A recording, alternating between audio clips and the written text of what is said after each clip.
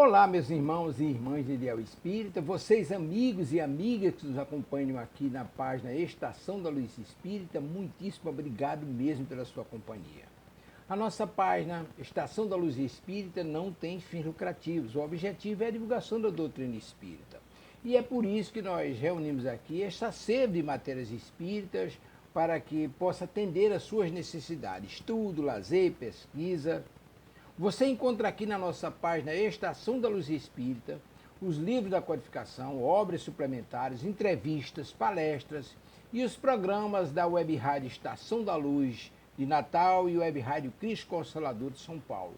Ou seja, um acervo que atenda às suas necessidades, sem fins lucrativos. O objetivo é a divulgação da doutrina espírita. E agora eu convido você para nos acompanhar na reprodução de mais esse trabalho imperdível. Muito obrigado mesmo pela sua companhia e vamos juntos!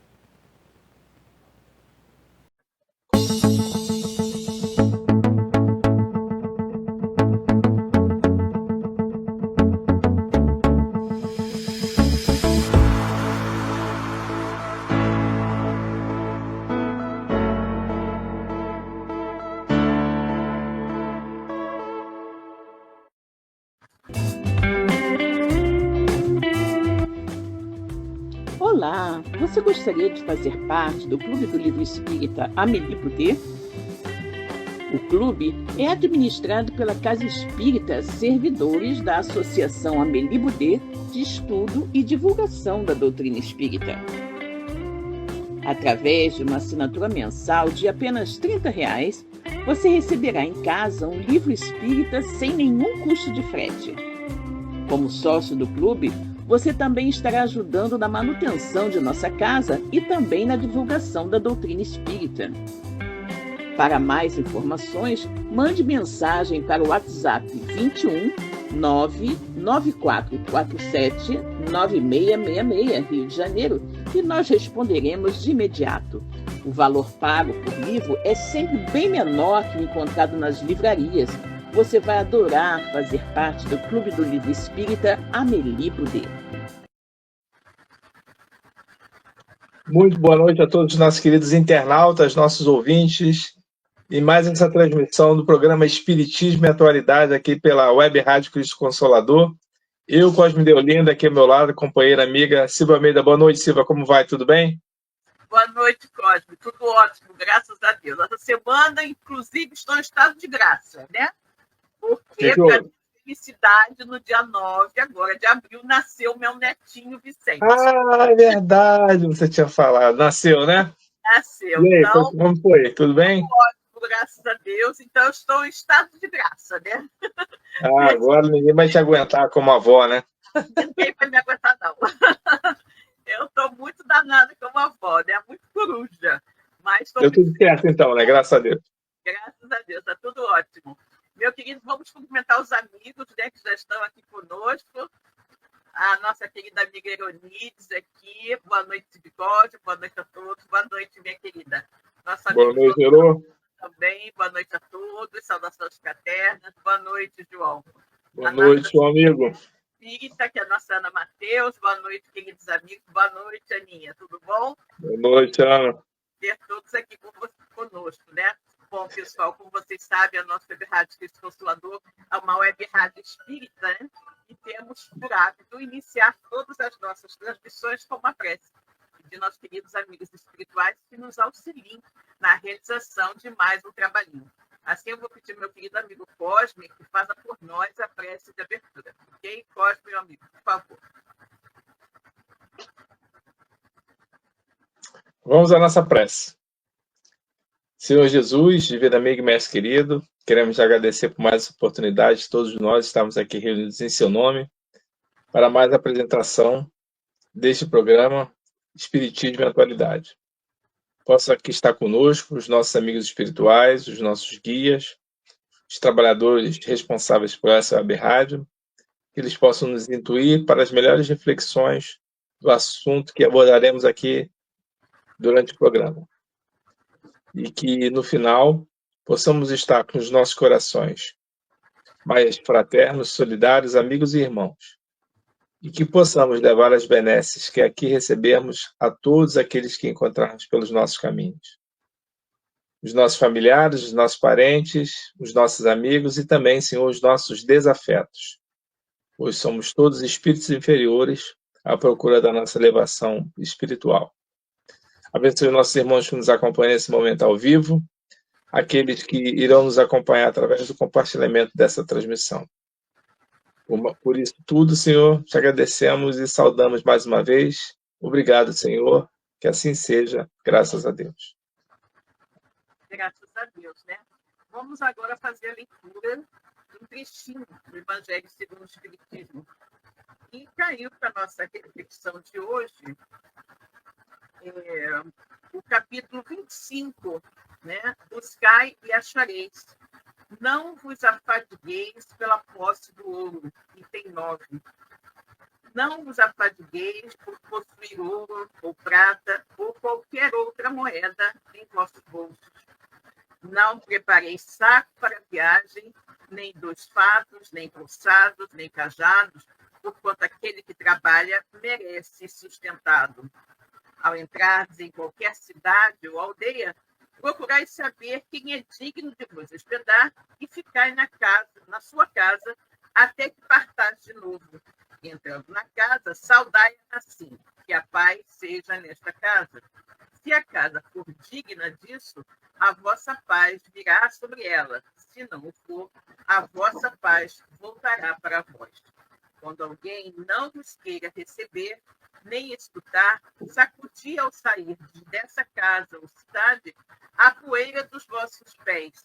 Digo-vos em verdade, no dia do juízo, Sodoma e Gomorra serão tratadas menos rigorosamente do que essa cidade. Evangelho de Mateus, capítulo 10, versículos 9 a 15. Graças a Deus, né? Muito bem. Vamos cumprimentar aqui a nossa Elaine Banima, que também chegou aqui. Boa noite a todos. Parabéns, Silvia, pelo netinha. Que seja muito abençoado. Obrigada, querida. Obrigada. Boa noite, Elaine. E aí, Cosme, hoje temos um tema bem interessante, né? Que vai falar a todos nós das casas espíritas, né, Cosme? Das casas espíritas, das grandes casas ou das casas grandes, né? Isso é que nós vamos tratar hoje, não é isso, Cosme? Isso mesmo. Vamos falar sobre os centros, né? Hoje nós vamos falar sobre o nosso terreno. E na realidade, as instituições elas são feitas de pessoas. E sabemos muito bem que as pessoas têm suas dificuldades pessoais e quanto mais pessoas estiverem reunidas, mais dificuldades estão reunidas. Se a gente não tiver uma coordenação muito boa para poder comandar, né, e conduzir a instituição, ela vai acabar se perdendo. O próprio Kardec tinha essa preocupação, né, quando ele deixou algumas anotações a esse respeito. Para ele, o interessante era que fossem pequenos centros muito mais acolhedores, né, que pudessem receber a todos e dar um tratamento ali mais pontual, a miúde, né? Porque o grande detalhe, quando você começa a ter muita gente, muita frequência, e são grandes as casas, né? Por exemplo, a Comunhão Espírita de Brasília é uma casa grande, a casa da Maíse Braga, lá em Brasília. Então, dá muita gente lá. E, ao mesmo tempo, quando você tem muitas pessoas, você tem muitos problemas. Cada cabeça, uma sentença. O detalhe é que, por exemplo, mesmo pessoas com conhecimento doutrinário, mas que se não se dispuserem a colocar suas vaidades de lado, a colocar os problemas, deixar eles parados na gaveta, se retirarem, aí começa a incomodar. Aí geram-se as grandes confusões. E essas confusões acabam se perdendo a casa. Muitas casas grandes acabam sendo atacadas exatamente por isso, né? Aquele livro Aconteceu na Casa Espírita, ele aborda exatamente isso. Muitos médios, muitos problemas. Mas não significa que uma casa menor também não vai ter seus problemas. Com certeza ela tem. Elas têm. Só que a probabilidade de você ter um número maior, uma casa maior com um número maior de médios, gerar qualquer situação que deixa ela um pouco mais morosa, meio que um paquiderme, né? Você dá um banho no elefante é muito mais difícil que você dar um banho num cachorro. Até para virar é complicado, né? Então, o grande detalhe é exatamente esse. Existe um livro também lá na Federação Espírita Brasileira que fala sobre a orientação às casas espíritas. O que deve ser feito, as situações para não se colocar enxertos dentro da doutrina. E a gente sabe muito bem, Silvia, que não funciona dessa forma. De acordo com o tamanho da casa, de acordo com a orientação daquele que é o responsável, ele coloca o que ele quiser lá dentro. Ah, eu achei que isso aqui tem a ver com o espiritualismo, vou colocar aqui. E o cara se diz dentro do espírito. Então, na realidade, é muito complicado, muito difícil quando você não tem um controle para saber exatamente o que é espiritismo de verdade e o que tenta ser espiritismo e, na realidade, é um remendo de muitas informações. Não estou dizendo que isso é errado, não é isso. Mas acho que cada um no seu quadrado, porque se a gente ficar enxertando coisas que não têm a ver com a doutrina, acaba confundindo a cabeça de muita gente. Daí que as grandes confusões. Todo mundo, tudo que é espiritual, as pessoas falam que é espiritismo. Isso é muito importante, Cosme, porque além de confundir a cabeça das pessoas, acaba se perdendo a essência da doutrina, né? Isso é muito importante também, que nós conservemos a pureza doutrinária. Isso é importante. Kardec, se quisesse, né, que o espiritismo fosse apenas mais uma situação espiritualista, ele não teria nem, né, cunhado os nomes, né, espírita, espiritismo, espiritista, nada disso. Deixaria que ficasse como espiritualismo, né, e vida que segue, né? Vida que segue. Só que não. Né? A doutrina trazida pelos espíritos, ela é característica, né? Ela tem características muito firmes, não apenas a crença dos espíritos, mas todo o manancial de orientações filosóficas, né? Estão atreladas à doutrina espírita, de consolo, de orientação, de mudança de comportamento para as pessoas e tudo mais. Então, se nós não nos ativermos justamente a codificação espírita, que é o Pentateuco, né, e começarmos a fazer esses enxertos que andam por aí, criando situações, nós realmente vamos desfigurar a doutrina espírita. E como nós falamos, você falou logo no início, né, Cosme, a casa muito grande, a dificuldade é muito maior, muito maior. Se tem uma casa grande, normalmente você vai ter um grupo grande que só atua, de repente, nos trabalhos que ocorrem na parte da manhã. Um outro grupo grande que só atua nos trabalhos da tarde. Um outro grupo grande que só atua nos trabalhos da noite. Normalmente, esses grupos não se conhecem e não se conversam. É verdade. Aí você pode ter 3 grandes casas dentro de uma só. Né? Verdade. Exatamente. E aí isso já é um problema. Né? Nós temos que entender que nesses grupos grandes nós vamos ter muitos trabalhadores, muitos médios, né? Com pensamentos distintos, porque cada pessoa é uma individualidade. E nós Verdade. temos que, infelizmente, dentro das casas espíritas, o amor ao estudo não é muito grande. O amor ao estudo não é muito grande. E algumas casas ainda cometem o equívoco de dizer que uma vez que você fez o curso de médico, você já sabe tudo, você já está apto, você já sabe tudo de doutrina porque fez o curso de médico. Gente, curso de médios, o melhor que seja, é apenas uma pincelada de doutrina espírita. Ninguém pode dizer que conhece doutrina espírita só porque fez um curso de médico. Né? Aquilo é só o início de uma longa, constante, contínua, ininterrupta caminhada de aprendizado da doutrina. Né? E o grande problema é esse, porque quanto menos você estuda, menos capacidade de discernir com acerto você tem. Então, aquelas pessoas que já têm mais tempo na casa, que falam, não, eu tenho 20 anos, eu tenho 30 anos, eu tenho 40 anos de casa, e elas têm 40 anos ali dentro sem estudar. E 40 anos, muitas vezes, falando coisas que não são espíritas. E aquele que chega e que também vai na mesma corrente de não estudar, acaba aceitando aquela colocação como verdadeira. Então, isso vai se propagando, se repetindo. E daqui a pouco toda a casa está contaminada por essa falta de conhecimento, né? E aí, quanto maior, mais difícil.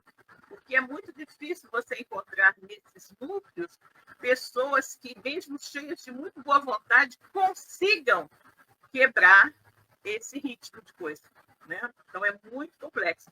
Daí, né, Kardec tem recomendado que nós criássemos pequeninas casas, porque é muito mais fácil de você administrar. Não significando com isso que você também não terá problemas de relacionamento em pequeninas casas. Tem, porque eles estão reunidos seres humanos, espíritos imperfeitos, habitantes desse planeta de provas e expiações. Só que é muito, não digo mais fácil, é menos difícil você resolver problemas de 10 pessoas do que de 1000, né? Realmente é muito mais. Eu vejo o seguinte, na realidade você não tem uma fórmula, né? Você não vai deixar a casa não crescer porque você está com medo que ela vai dar problema.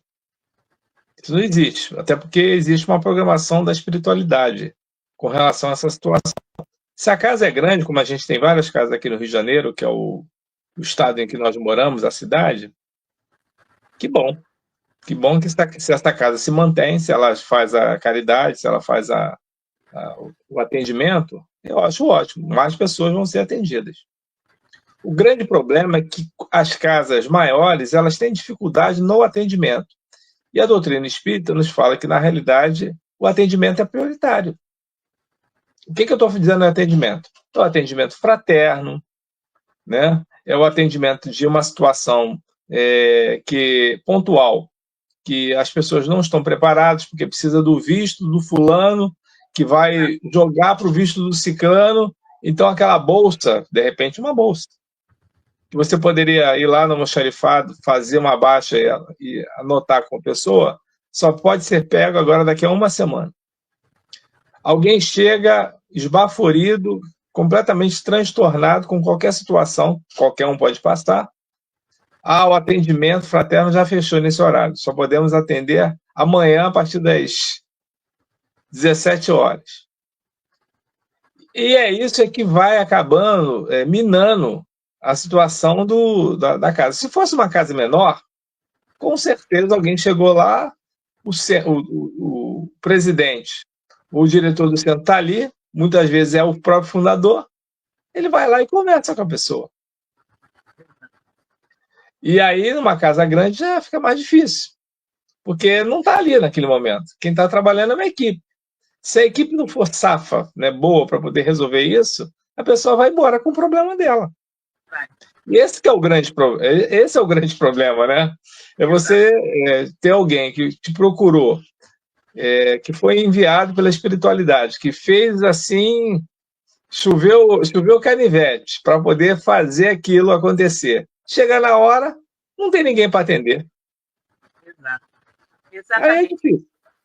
Você precisa ter um grande discernimento, Cosme, e ter uma pessoa, né? Primeiro que quando essas pessoas normalmente, né, que estão assim nesses momentos de linha de frente, são pessoas com pouca experiência, né? São voluntários com pouca experiência, né? E eles estão seguindo ali a risca o que foi dito para fazer, né? Então aí a dificuldade deles, como você falou, de tomarem uma decisão, né? A coragem, inclusive, de tomar a decisão com receio. Mas às vezes é ordem, Silvia, às vezes é ordem. A pessoa ela está olhando o cara crachá. Exatamente. O que eu tenho aqui no meu script é isso, eu não posso atender, 9 horas. Se é 9 horas, acabou. Chega 9h01, não posso atender. Exatamente. Porque eu preciso de alguém para resolver isso. Olha, fulano de tal não está, ele só vem de manhã. Ou amanhã ele está de tarde, entendeu? Então, essas coisas realmente é porque a casa vai crescendo, de fato. Isso é bom, porque o atendimento ele vai abraçando a mais pessoas, mais corações. Mas tem aqueles momentos em que a própria burocracia faz com que as pessoas se afastem, né?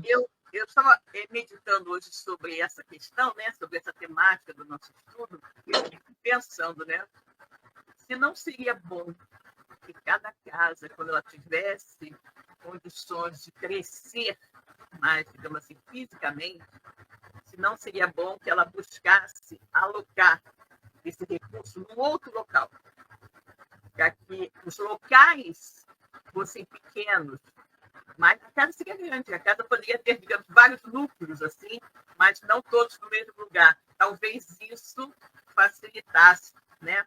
Facilitasse a administração e o trato, o acolhimento, que é muito difícil de você ter o acolhimento. Mas, na dificuldade, né, Cosme, de se conseguir isso, né, o ideal seria que houvesse, aí eu diria, um pulso firme, né, da Diretoria de Assuntos Doutrinários para buscar manter as orientações, né?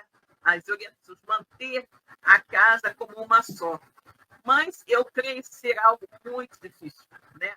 Muito difícil, porque muitas coisas, quando os fundadores da casa fundam, quando eles pensam em criar a casa, algumas vezes, né, os fundadores são oriundos de outras casas, né, onde eles, de repente, não ficaram satisfeitos com a forma como o serviço foi realizado, ou porque realmente desejavam expandir, né, para outros lugares e tudo mais.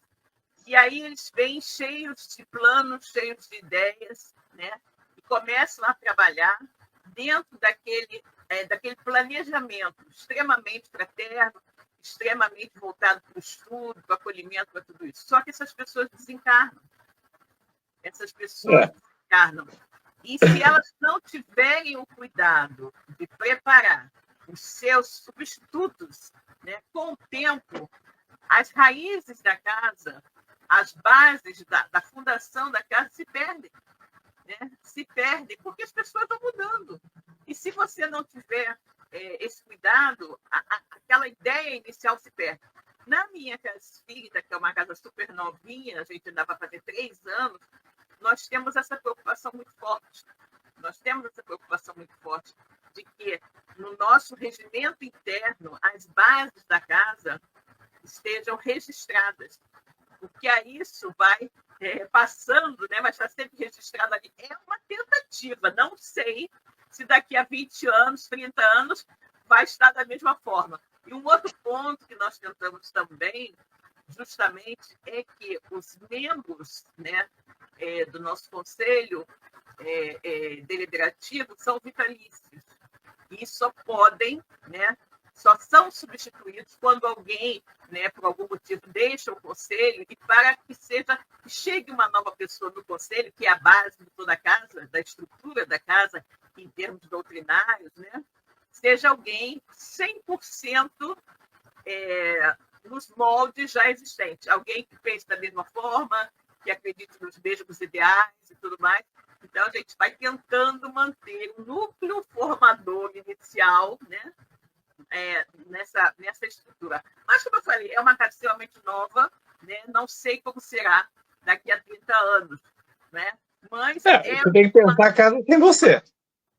Exatamente. Para ela durar, você tem que pensar ela sem você. Exatamente. Exatamente. Porque realmente é um problema muito sério, essa dificuldade.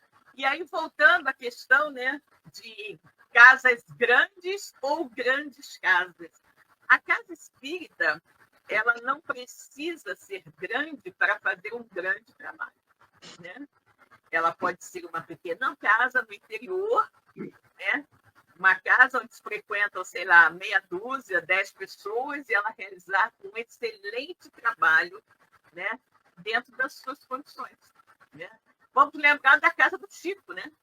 A casa que Xavier fundou, tanto lá em Pedro Leopoldo, quanto em Uberaba. Né? O Luiz Gonzaga, lá em Pedro Leopoldo, né, ele trabalhava na Casa Prece, né? Exato. Mas ele já trabalhou em outras casas. Ele fundou lá com o Arnaldo Rocha, né? E a Meimei, que era esposa da Meimei, Ele fundou outro grupo lá também com eles. Só que o Chico não ficou, só ajudou a fundar. Está lá aberto até hoje. Esqueci o nome da casa. Exatamente. E tem mais, acho que outra casa que o Chico ajudou também a fundar. O que acontece? A doutrina, ela não está procurando encher Maracanã. Não é ideal da doutrina espírita. É claro, se a mensagem espírita ela chega e ela consegue acalentar o coração, que ótimo. Mas o que você estava comentando até logo no início, a doutrina, ela, independente das pessoas falarem que só porque estão lendo o livro dos Espíritos está fazendo espiritismo, não é bem assim. Mas a doutrina ela não está segregada apenas aos espíritas. Porque aquelas verdades que a doutrina propõe, elas são verdades da vida, da natureza. Então ela não está criando dogma, ela não está criando uma lei especial. Só o espírita pode ver. Qualquer um pode ver. Não existe isso.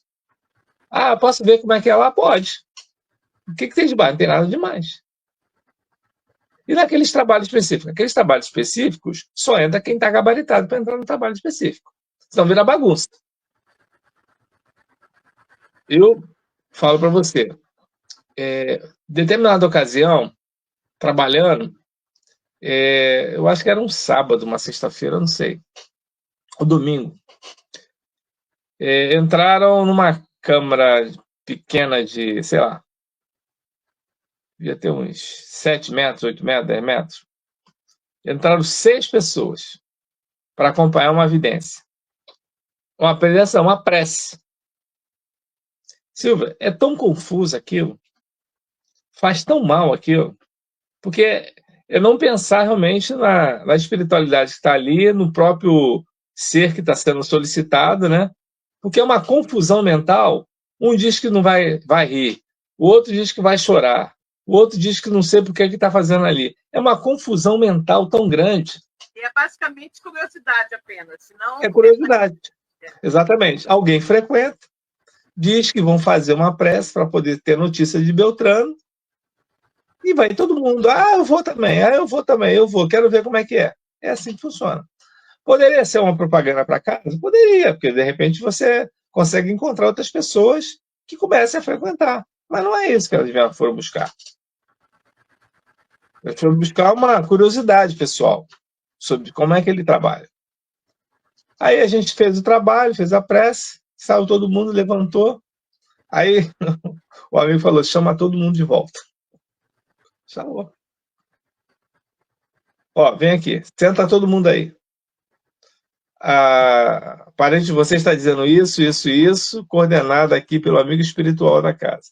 Se vocês não acreditam, o que vocês estão fazendo aqui? Por que vocês vieram até aqui?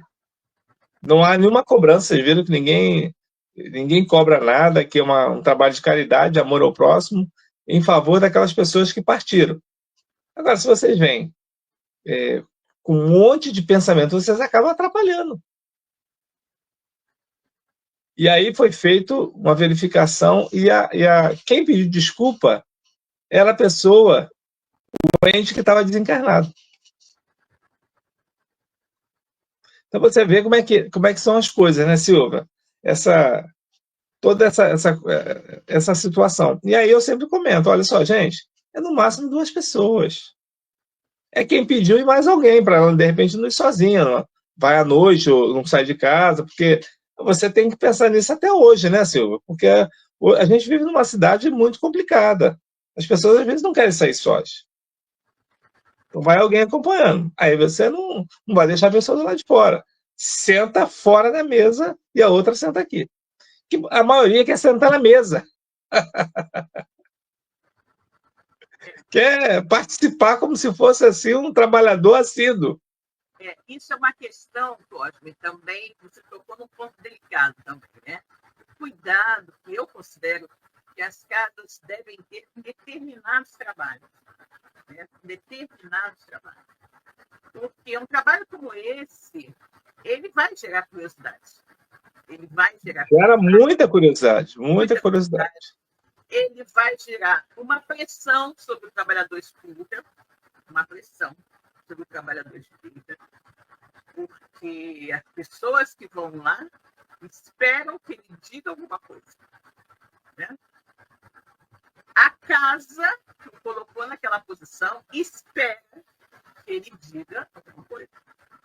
E se ele não tiver nada a dizer? Se ele estiver passando por um momento delicado em que a sua faculdade mediúnica não esteja bem, naquele dia específico não está bem, o que ele vai falar? Será que ele vai ter coragem de dizer, olha, não tem nada a falar hoje? Ou será que ele vai falar aquelas coisas, aqueles jargões que a gente já conhece, né? Ah, está dormindo, está no hospital, está assim, está assado. Isso é um problema muito sério também. Eu, particularmente, não acho que seja uma coisa muito boa, né? Esse tipo de trabalho, por todas as dificuldades que acarreta e, sobretudo, pela pressão sobre o trabalhador espírita e também em virtude da questão de poder exacerbar a vaidade daquele espírito que já tem problemas com isso, né? Porque senão não teria nascido médico. Esse é um ponto complexo, né? Esse é um ponto bastante complexo. Isso nós temos que ter muito cuidado com esse tipo de atividade dentro da casa espírita. A casa espírita não é um local de espetáculo, né? Não é um local de espetáculo, é um Agora, local Silvia, de alimento e consumo. tem um contraponto também, porque se o trabalho da casa ele é um trabalho de atendimento que consegue atender mais pessoas, exatamente pelo tamanho dela, né, tem mais trabalhadores, ela está fazendo o papel dela. E fazendo bem, se ela recebe, trata seriamente as situações que ela se propõe a executar, né? A cesta básica, distribuição de sopa, mantimentos, né? Vestuário, né? Roupa de cama, colégio. Se ela estiver fazendo, saindo um bom resultado, a casa é grande por isso. Eu conheci uma casa em Brasília, eu fiquei muito impressionado com a casa, porque a casa ela tinha um colégio que ia até o ensino médio, já preparar para a faculdade. E o que eu achei interessante é que eles publicavam os livros complementares da codificação dentro do material deles. Então, por exemplo, uma aula que era de estou imaginando um exemplo que ela me passou lá. Uma aula de história, por exemplo, que falava sobre o cristianismo. Eles colocavam o Paulo Estevão lá. Eles colocavam dentro do material deles, eu vi.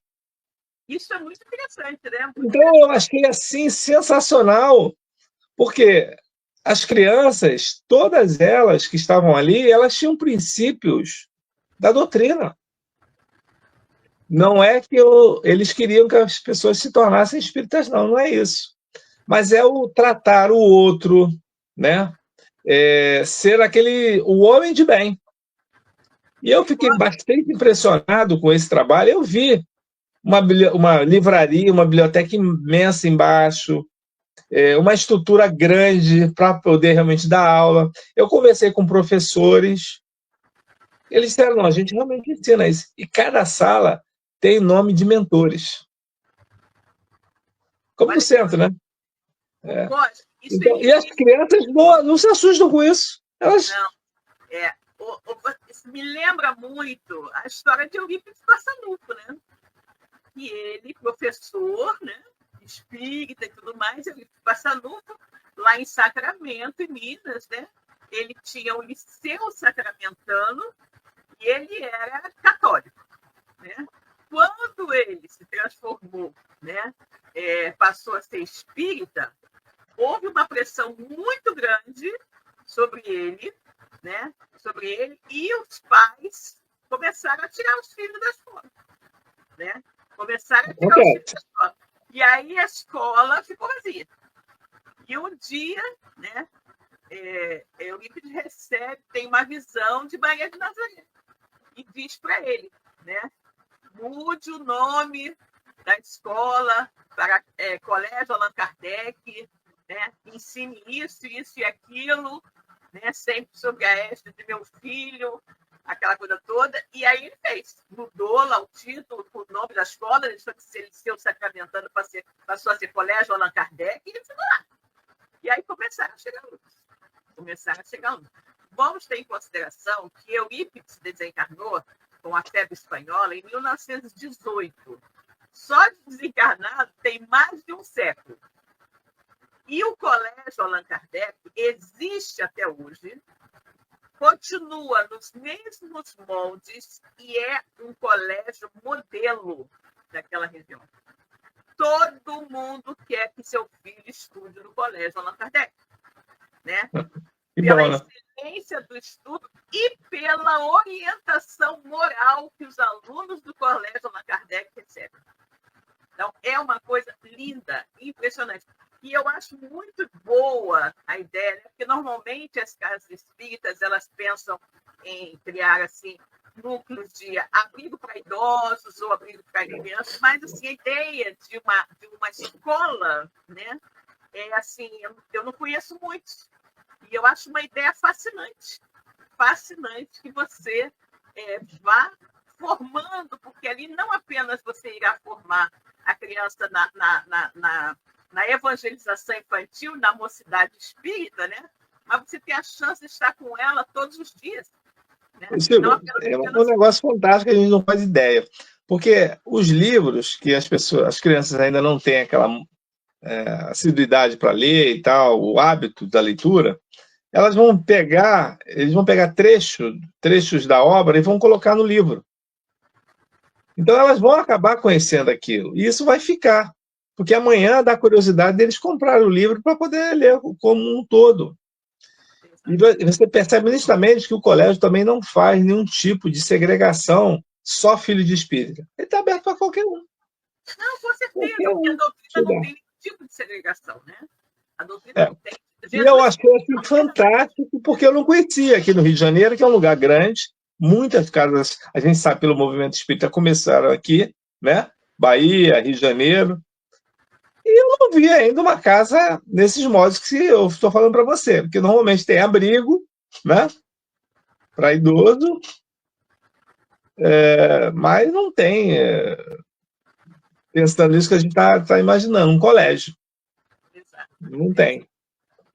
E eu achei essa ideia fantástica exatamente porque como você pensou. Porque ela vai receber um ensino moral e vai receber um ensino do cotidiano, do dia a dia que ela precisa para poder fazer profissão, para ela poder ganhar conhecimento do seu próprio sustento. Exatamente. E aí, Silvia, eu fiquei bastante impactado, gostei, visitei as instalações. É como se fosse um colégio desse público que tem aqui no Rio de Janeiro, só que é fechado, né? Não é todo mundo que entra, só quem pode, né? E eu acho que isso é fundamental. Às vezes você vai para uma faculdade, um colégio, e não tem ninguém ali na porta, você entra. Por isso que acontecem os roubos, Silvia. É a facilidade que o ladrão ele encontra. Se ele encontrar facilidade, já era. Então, e eu penso também numa coisa, Cosme, que quando você dá esse arcabouço moral, né, você também pede muitas coisas ruins dentro da própria escola. Né? O bullying, que é uma coisa horrível, né, e que causa tanta infelicidade, né, tantas desgraças, né, não existiria numa escola onde houvesse uma preocupação com esse lado moral, né? O que, infelizmente, nos dias de hoje está totalmente abandonado. Né? Você não vê mais essa preocupação. Houve uma época lá atrás, você deve ter pego também, que existia uma matéria chamada Educação Moral e Cívica. O FCB, eu lembro. Gostava dessa matéria. Exatamente. É uma coisa interessante. Né? É uma coisa interessante. Você formava também, né, a parte moral do homem, que é muito importante. Mas isso foi sendo abandonado ao longo isso tinha uma conotação diferente, né? A gente sabe muito bem.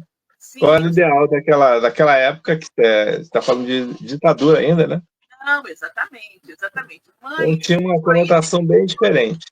é só um exemplo, né, de que havia, de uma certa forma, uma preocupação com isso. Eu acho que seria muito interessante, né, que houvesse isso, porque os meus filhos, por exemplo, eles estudaram, né, em escola católica, né? Existe na Tijuca uma grande escola de freiras, e meus filhos fizeram todo o ensino fundamental numa Foi, escola. foi pela sua casa. Exatamente. Isso é muito importante, de alguma forma. É necessário você incutir a religiosidade, de alguma forma, nas pessoas, né? Nas crianças, elas conhecerem alguma coisa assim. Então, eu acho que esse lado é muito importante.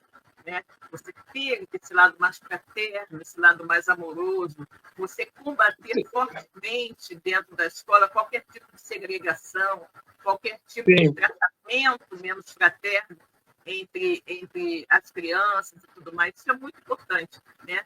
Porque me causa muita preocupação ver, né, o nível das nossas escolas hoje, né?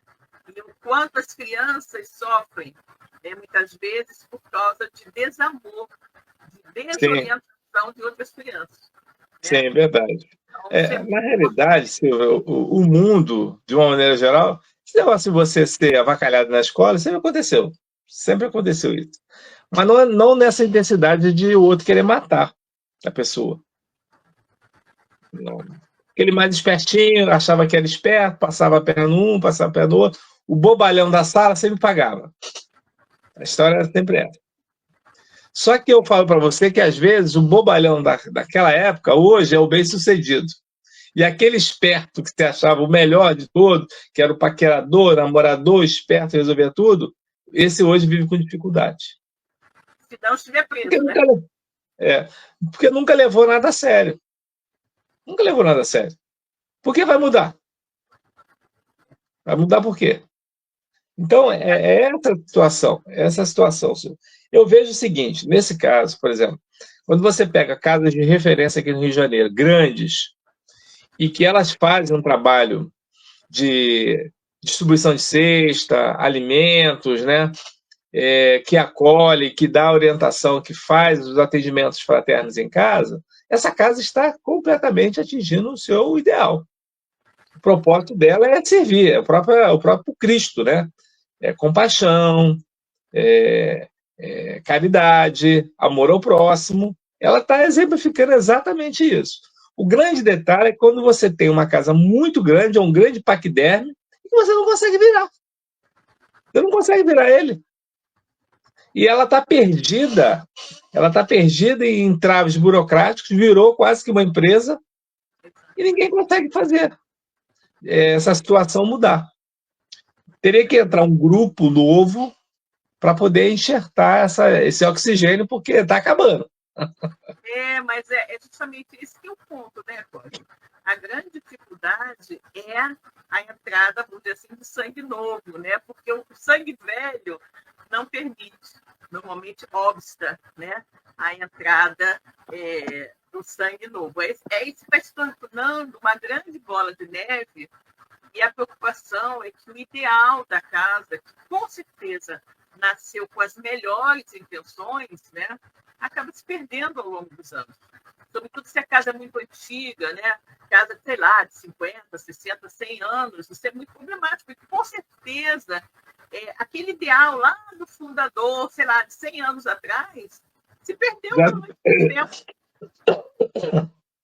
Mas, de repente, nem imaginava que ia crescer tanto assim, porque as casas espíritas começam pequenas, são reuniões de grupos que se tornam depois casas.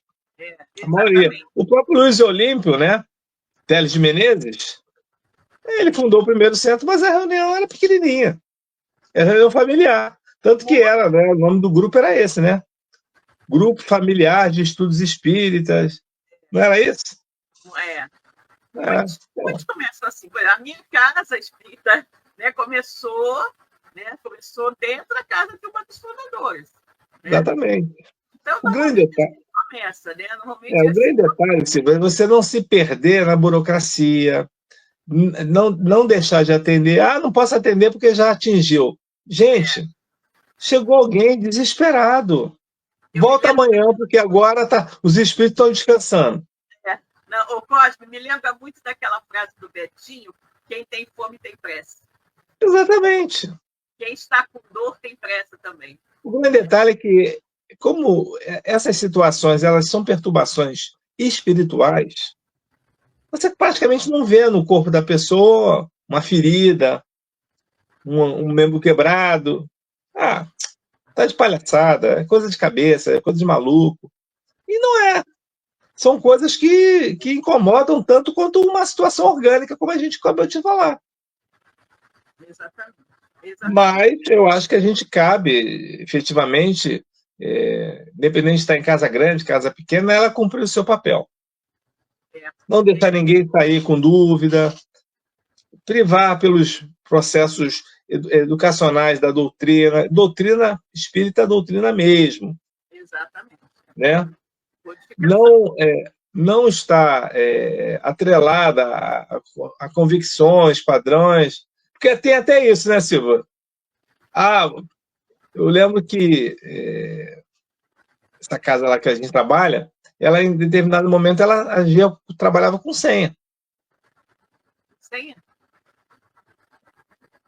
Hoje já distribuiu todas as senhas, você não pode vir mais. Não é que a casa ela tem que ser uma bagunça, não é isso. Mas, gente, né? Você precisa olhar certas situações. O Chico conta uma história dessa. Que uma mãe pegou o número, né? Acho que você até comentou comigo, né, sobre esse caso, Silvio. E para ter notícias do filho que havia morrido, né? Desencarnado, né? Suicídio. E ela chegou no horário, pegou o número 1. Número 1. E à noite, isso de manhã, na noite, quando ela veio para o trabalho, né, para a sessão, na realidade ela tinha recebido o número 1 e chegou uma outra mãe quando os números já tinham acabado, uma mãe desesperada, não é isso? Ela chegou bem cedinho, aí pegou o primeiro número, aí estava lá na fila, na hora que iniciava o atendimento, já não tinha mais senhas, e nisso chega uma mãe absolutamente desesperada, porque havia perdido seu filho, e ela, então, se condoeu daquela dor, né? Porque eu acho que devia ter sido um desencarne recente, e aí ela deu o número dela para aquela senhora. E foi para casa, né? E foi para o hotel, acho que ela tinha vindo de fora, alguma coisa assim. E foi para o hotel. Estava lá no hotel quando recebeu a chamada, né? E Chico estava chamando para que ela voltasse, né? E quando ela voltou, havia uma comunicação com o filho dela. Então, você veja como é que a espiritualidade age, né? Aquele ato, né, de desprendimento, de benevolência, de amor daquela mãe, que compreendeu a dor daquela outra mãe, né? E cedeu, né? Cedeu a sua vez para ela. Não significa, gente, que aquelas pessoas todas iam receber comunicação, não. E como o Chico fala, né? O telefone toca de lá para cá, daqui para lá, né? Elas estavam ali na possibilidade de receber uma comunicação. Uma comunicação, que fosse acontecer realmente, né? Era uma possibilidade. E aí ela cede a sua chance de ter uma comunicação do filho para dar para aquela mãe. E nesse ato de bondade, de caridade, de amor, né? De desprendimento, ela acaba recebendo uma comunicação, né? Do filho. O Chico mandou chamar quando ela estivesse, né? Então, isso é muito bonito, para ver que sempre, né? As coisas sempre acontecem como tem que ser, né? Que a espiritualidade não dorme, né? A espiritualidade... veja que ela, Silvia, ela foi chamada porque eles sabiam, o Emmanuel, né? Pediu para que ela voltasse. Então, aquela ação que ela achou que ninguém sabia, apenas ela e a pessoa que recebeu, a espiritualidade estava atenta. Exatamente.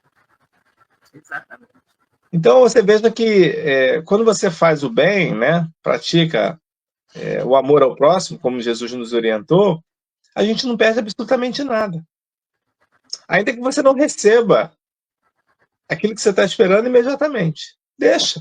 Vai colocando lá na contabilidade, vai fazendo caixinha, daqui a pouco todo esse seu amor, esse seu desprendimento, ele vai retornar quando você mais estiver precisando. Não, com certeza, né, Cosme? Nós temos que lembrar também, costuma muito lembrar, né, de que todos os nossos erros, né, nós teríamos que ressarcir.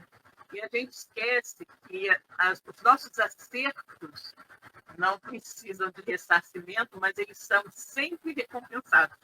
Né? A gente precisa lembrar disso também. Né? E no nosso estudo de hoje, né, o que nós queríamos chamar a atenção era justamente isso. Né?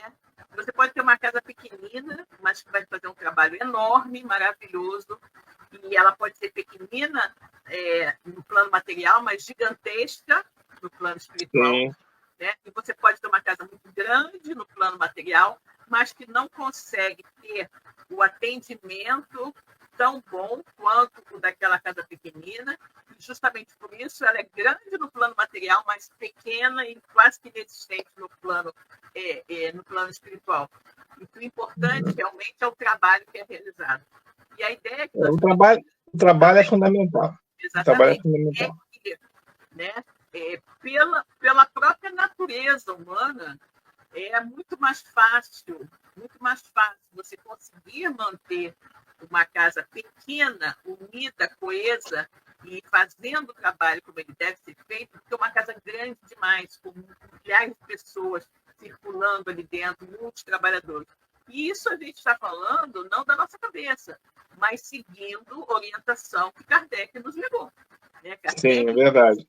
Que era melhor que nós tivéssemos em determinada localidade vários pequeninos pontos de luz, vários pequeninos núcleos de estudo e atendimento, do que uma grande casa. Isso é uma recomendação de Kardec, justamente porque ele sabia dessa dificuldade, né? Do quanto seria difícil você administrar e controlar e manter, né, a mesma visão num ambiente tão grande, tão amplo, né? Bom, vamos ver aqui alguns comentários que nós temos. A nossa querida Kátia Moreno. Boa noite, querido Silvio Cosme. Melhor, boa noite para você. Sim. Legal. Nosso segundo estudo do dia. Boa noite, Kátia. A nossa Eronite está colocando aqui. Gostei, Cosme, do teu comentário sobre as limitações impostas pela burocracia, que deixa para atender amanhã que os espíritos estão descansando. Acabei rindo aqui para não chorar. Não, é verdade, a questão burocrática, né, realmente acaba sendo um grande entrave, né, ao trabalho espírita. É verdade. A Ana Mateus, era espírita, uma vez a casa cheia, o lado de fora lotado de gente, Chico já bem debilitado, chamou o nome de uma mãe que estava entre a multidão externa. Casa pequenina, a casa do Chico era muito pequena mesmo, era uma casa pequena, era só um espaço, que tive oportunidade de visitar, né? E era um espaço bem pequeno, tinha um jardim na frente, onde ele tinha as roseiras dele e tudo mais. E as pessoas ficavam ali, né, fazendo fila para ter oportunidade de entrar e, às vezes, ver o Chico, falar com ele, alguma coisa assim, né? O João Santana, excelente estudo, saudações fraternas, o seu neto, Silvio. Obrigada, João. É legal. Boa noite, querida. A Rosana, muito boa explicação. Obrigada, querida. Muito bom, então. Gente, estamos no nosso finalzinho, né? Nos nossos últimos minutos. Não sei se o Cosme deseja fazer alguma outra consideração ou se nós podemos partir para a nossa prece de agradecimento e ferramenta. Eu faço só uma observação aqui, independente da casa que nós estejamos atrelados, a gente precisa de sintonia com ela. É claro, se a casa ela atende dentro daquilo que a gente pensa que é doutrina e a gente se sente bem onde a gente está, a gente deve ficar lá. Senão, a gente vai procurar uma outra casa, um outro local que possa nos dar esse conforto espiritual que nós desejamos, nós ansiamos. Eu falo que casa espírita, Silvia, não tem roteiro para se escolher. Mas você pode encontrar aquela casa que está em sintonia com aquilo que você pensa, que você imagina, que você faz, para você poder se sentir bem e fazer parte. Porque a casa espírita precisa do aval e da ajuda de cada um de nós. Todo mundo é útil dentro da casa. Não há trabalhador que não seja necessário na casa espírita. Se ele está lá, é porque ele é necessário. Não, e na verdade, Cosme, mais que ele ser necessário à casa, a casa é necessária para ele. Né? Exatamente. E a pessoa chegou ali é porque o local, mesmo que seja o irmão, esteja passando por dificuldades, Isso. ela está sendo difícil, mas é o local onde ela precisa estar. Né? É um local onde ela terá oportunidade de melhoria, de crescimento, né? De sublimação, de repente, de muitas dificuldades que ainda está vivenciando. Né? Então, mais do que a casa precisar dele, ele precisa da casa. Né? Essa é a realidade. Né? Eronite colocou aqui. E a vovó Silvia, parabéns pela diarra. Obrigada, Eronite. Exatamente. Bom, gente, então vamos fazer a nossa prece, né? Levando nosso pensamento a Deus, agradecendo a Deus, nosso Pai, misericordioso e bom, a Jesus, nosso querido Mestre, a todos os amigos espirituais, que são os dirigentes da nossa Web Rádio Cristo Consolador, pela oportunidade de mais esse trabalho. Que todos possamos ter desfrutado de momentos de aprendizado e meditação, que todos possamos ter tido uma boa semana e que tenhamos também uma ótima semana nessa agora que se inicia. Que possamos estar juntos para mais um espiritismo em atualidade, onde iremos continuar aprendendo juntos sobre essa doutrina de amor e luz. Graças a Deus. Bem, meus queridos, assim chegamos ao final, né, do nosso programa de hoje. E desejamos a todos um ótimo final de domingo, uma ótima semana e até a próxima. Tchau, gente. Tchau, Cosme. Tchau, pessoal. Tchau, Silvia. Boa noite, pessoal. Uma boa semana para todos. Uma semana de paz. Que assim seja, graças a Deus.